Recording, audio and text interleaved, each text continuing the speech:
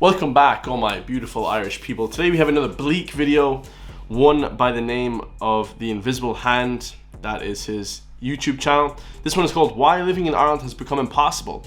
It's now 2025 and the financial situation, the housing situation more specifically, for most Irish people is dire, and a lot of people are moving abroad. Just reminds me of the early 2000s and the 90s as well, and the 80s. It feels like every 10 years, Ireland kind of gets plunged into the depths of a sort of recession.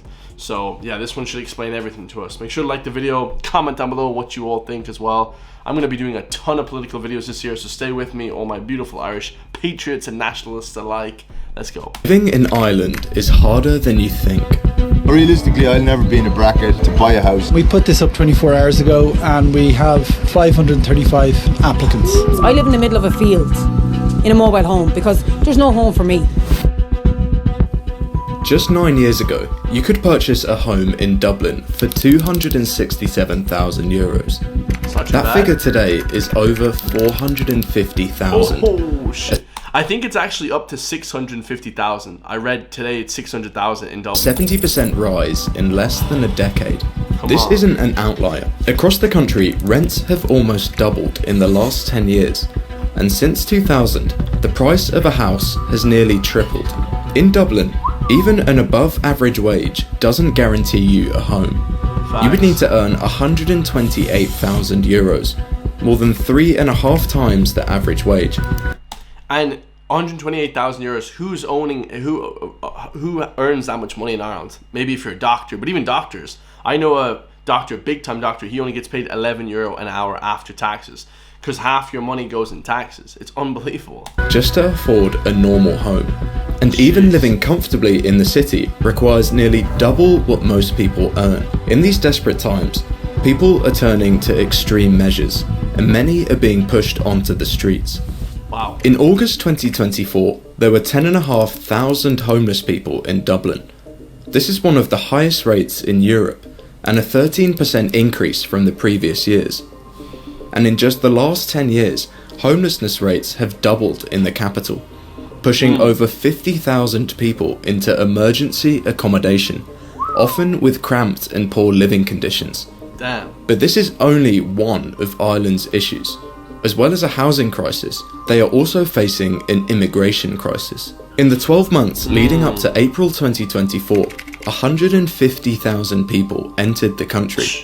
Yeah, it's unbelievable. I think there was reports said that over the last 4 years there's been like 400,000 people, like unbelievable, unprecedented amounts. And then we have a massive homeless crisis as well.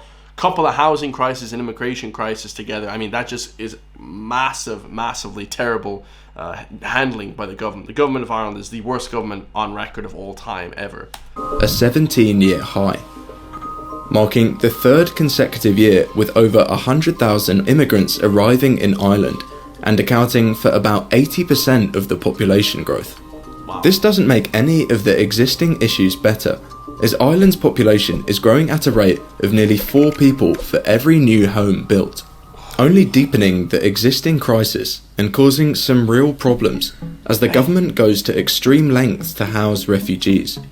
In 2024, plans were announced to move thing about refugees and stuff, like the Irish government will house everyone apart from the Irish citizens. A citizenship, like a passport, used to mean something, and it should mean something, in a modern country. But for some reason in Ireland it means nothing. 80 asylum seekers into this village of 165 residents, doubling the population overnight and sparking outrage in local communities.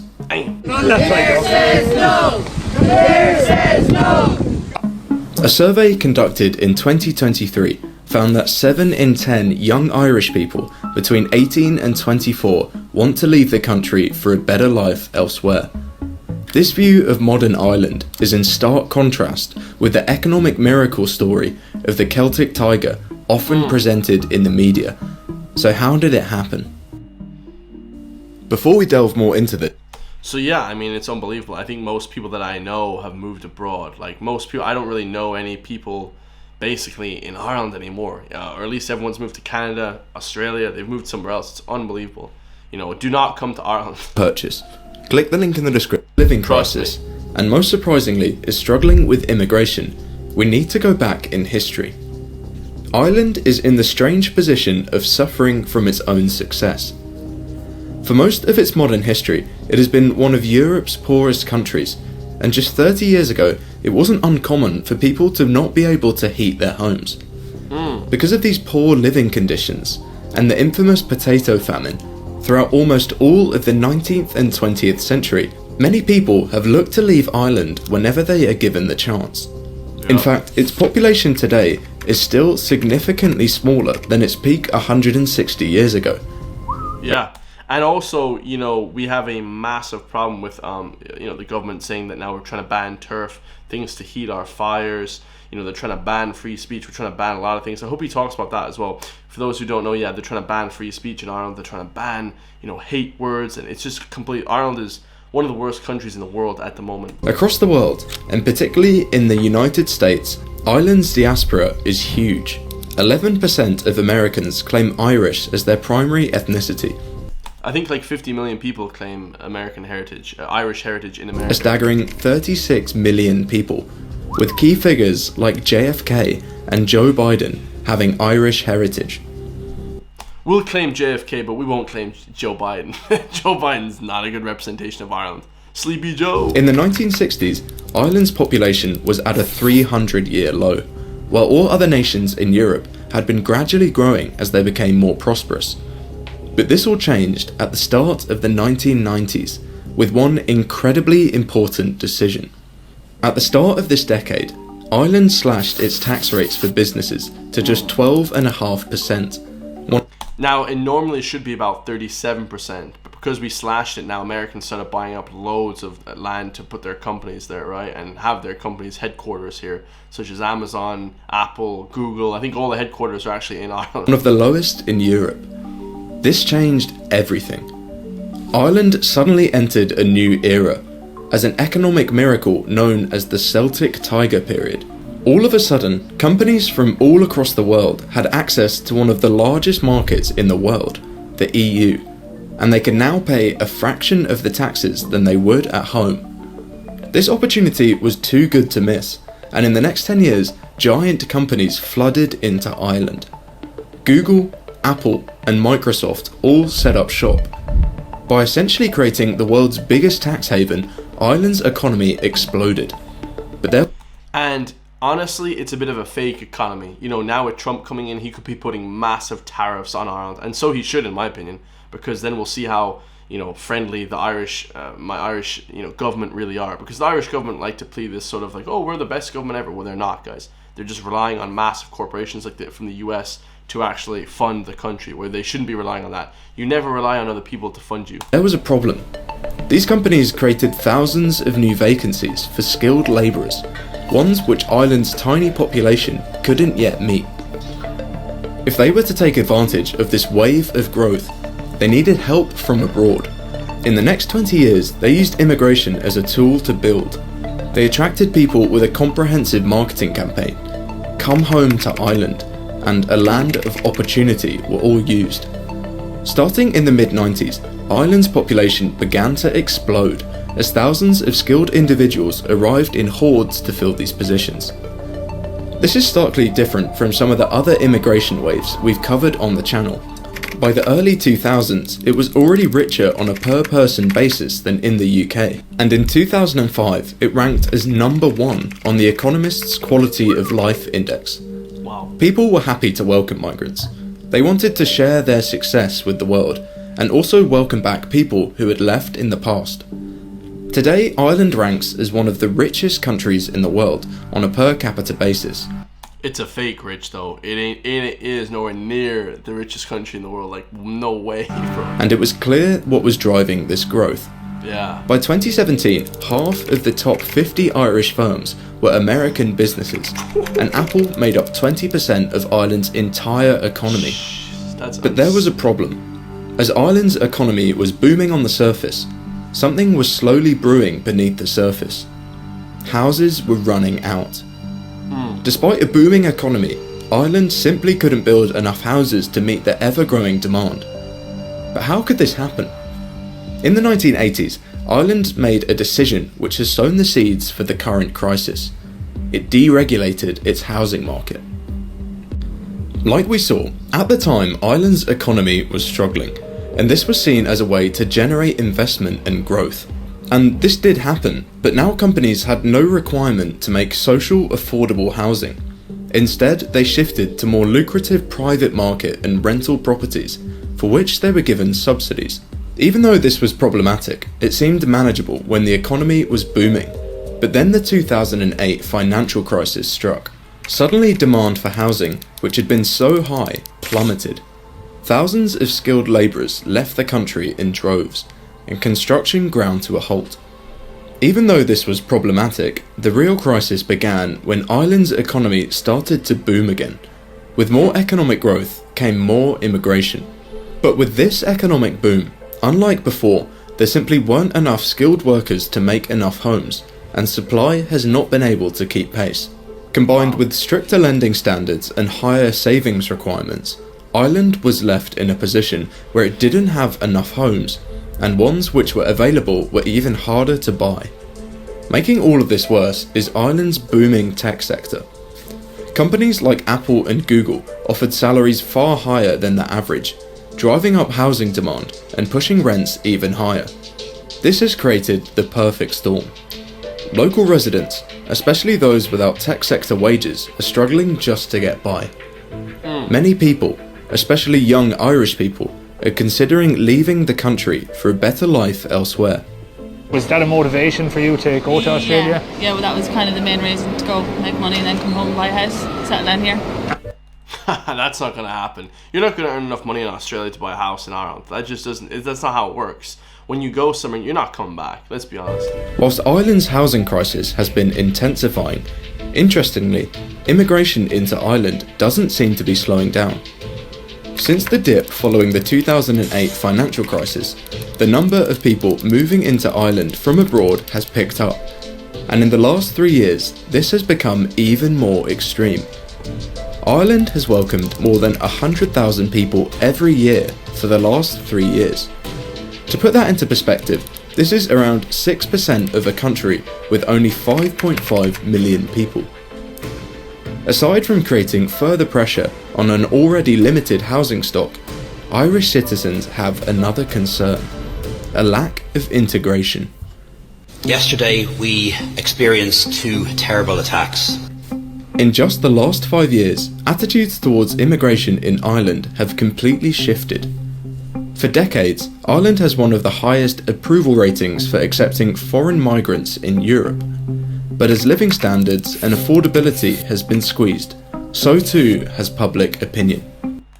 Because when everyone's doing well and everybody has money, you know, the middle class basically, the upper middle class, the upper class of course, the lower middle class, the working class, the lower class as well. When they have money, immigration is fine. But when people don't have money, guys, everyone's going to get pissed off because they don't want people coming in taking things that they could have, right? So it's sort of like a, you know, scarcity mindset that the people of the country have. But also not just that, you know, crime increases, right? Somewhat, okay? It doesn't increase always, and it's not always like that because obviously some countries in the Middle East, like Dubai, for instance, has a 90% immigration rate, but they have zero crime.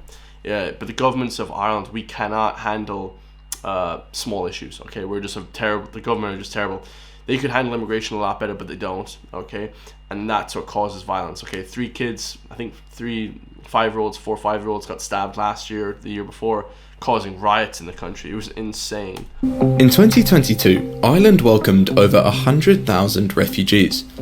That year, only 4% of people felt that immigration was a concern. But 1 year later, that number had risen to 29%, making it the largest single issue amongst voters, followed by housing and healthcare. People have taken to the streets to express anger about the current crisis.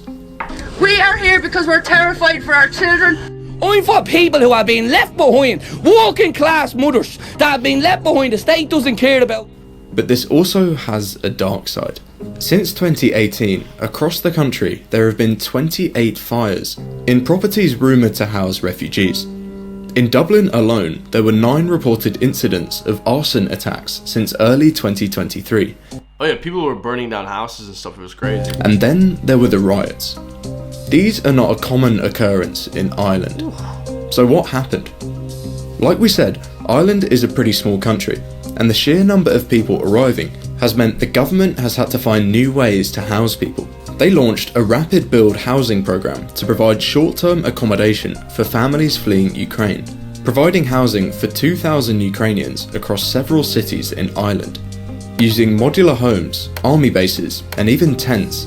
Currently, nearly 1/3 of all hotel rooms in Ireland are being used to house refugees or asylum seekers, and B&Bs and emergency accommodation centres are also being utilised.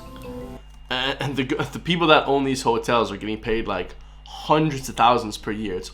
They get paid so much money for that. Across the country, tiny Irish villages are being overwhelmed too, and in 2024, plans were made famous as they were to announce 280 asylum seekers into a village of just 165 people. Plans like these completely overrun village services and infrastructure and make effective integration almost impossible. The problem is particularly profound in the capital, Dublin. It's easy to see why people are upset. For years, they have been struggling without much government support. Yet they can see their government go to vast lengths to ensure that refugees are taken care of before them. Yeah, I mean, like I said, guys, I mean, it should be Ireland first, the people of Ireland first. Every country has a vested interest in having their own people coming first. China always have their people come first. America have their people come first. But for some reason in Ireland, it's like, the citizenship, the passport doesn't mean as much as these other countries. And people are pissed off about that, right? Or so it seems. On top of this, Ireland is amongst the most expensive countries in the EU, with household expenditure that is 46% higher than the EU average. Other services, particularly hospitals, are also under strain, and the large number of immigrants puts extra pressure on these facilities, which were already struggling to cope with demand. In Dublin, tent cities have sprung up across the city due to a lack of available accommodation, and people are taking to the streets to demand action from their representatives. Much of the public pushback has been civilised and peaceful, but some people chose another way. It seems then that Ireland has some serious issues. It is growing faster than both its public services and housing stock can manage. So why aren't they building more houses for people to live in? Across much of the Western world, well, when you realise that this is all done on purpose, then you really start to open up your mind. And that's the most important sentence that I've said in any video I've ever made. When you realize what they're doing is on purpose, just know that it all makes sense then, okay? Because they want it to get so bad that now we have to do these 15-minute cities. They want it to get so bad that we have to conform to the ideology that they want, Housing has increasingly been treated as a financial asset rather than a basic living necessity. Properties are bought up as investments by wealthy buyers and institutional investors, often left empty or used solely to generate profits through rents or resale, rather than being made available for families and individuals who need a home. This phenomenon, known as the financialization of housing, is especially pronounced in Ireland. In Ireland, the roots of this trace back to the policies enacted after the Brian Cowan, big cokehead, or at least he looks like a cokehead. Okay, I don't know what he did or whatever, but yeah, looks like he just looks very unhealthy as well. The 2008 financial crisis, which encouraged large-scale institutional investment in the housing market. Homes became investment vehicles rather than places to live. As investment companies purchased large quantities of properties, demand soared, and so did prices, pushing many potential homeowners and renters out of the market. Adding to this complex landscape are tax rules like deemed disposal, which require investors in certain funds to pay taxes on unrealised gains every 8 years. While not directly tied to housing, such tax structures illustrate how investment strategies can prioritise short-term financial gains over long-term stability and livability. Combined with government measures like rent caps and taxes on bulk property purchase, which were intended to stabilise the market, these factors have inadvertently limited new housing development and kept the market focused on financial returns rather than increasing the housing supply. The result? A housing market driven by financial motives, leaving too many properties as assets and not enough as homes. Yeah, so many people, they buy up a lot of houses. Like, let's say I'm a big politician that earns millions every single year. I'm going to buy up 3 or 4 properties to then sell them off to people and not actually live in any of them. Okay, have them as ownages. So it's disgraceful. As it stands, Ireland needs to build around 20,000 extra properties every year if it's to make any dent in the national housing crisis. Yeah. This target was met last year, and the central bank recognises that the housing supply has increased meaningfully in recent years. However, fueled by high demand, house prices just keep rising, and the latest residential property price index showed a 10% jump in the last 12 months. Yeah, it's now like 600,000 euro. The houses that are like terrible houses are just so pricey. It's crazy. It seems then that Ireland has a serious problem, and it's not exactly clear how this can be solved. And the issues of housing... I'll tell you how it gets solved. We'll get the current government out of power, peacefully by a vote, and then we'll probably become a better country to live in. Let me know your thoughts. I think that this guy was actually pretty nice to Ireland. I think that, he doesn't really understand in depth how bad the situation actually is, because living here is like hell on earth. Let me know your thoughts. I love you all. Let's all vote this current government out whenever we get the chance again. I'll see you all in the next one, guys. Peace.